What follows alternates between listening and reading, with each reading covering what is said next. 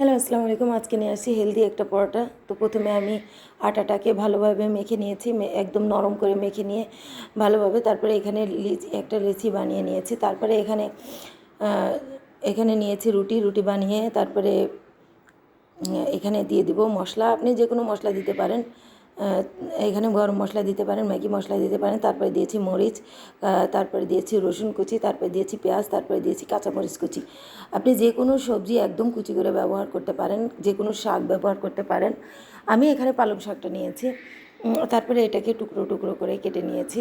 কেটে নিয়ে তারপরে দেখেন রুটিটাকে কেটে নিয়েছি। তারপরে এখানে দেখেন এইভাবে বলে বোঝানো যাবে না, আমি এভাবে রুটিটাকে কেটে এভাবে পরোটার শেপ দিয়ে নিয়েছি। তাহলে এটা একটু লাচ্ছা পরোটার মতন হবে।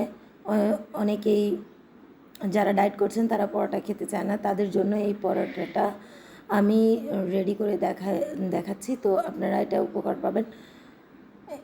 তো এখানে আপনি যদি আটার ডোতে আপনি তেল ইউজ করতে পারেন তাহলে অলিভ অয়েল ইউজ করবেন। তারপরে এখানে আমি নিয়েছি অলিভ অয়েল। একদম হালকা আঁচে আপনি এই পরোটাটা করবেন, যেহেতু আমরা অলিভ অয়েল ব্যবহার করতেছি। তো এটা হালকা আঁচে আমি এই অলিভ অয়েলটা ব্যবহার করব। তো একদম হালকা আঁচে দিয়ে আমি 4-5 মিনিট একবার উল্টে নিয়েছি। 4-5 মিনিট আরেকবার উল্টে নিয়ে আমার দেখেন এই পরোটাটা রেডি হয়ে গিয়েছে। তো আমি এটার সাথে একটা হেলদি চাটনি বানিয়েছি, আমার চ্যানেলে দেওয়া আছে।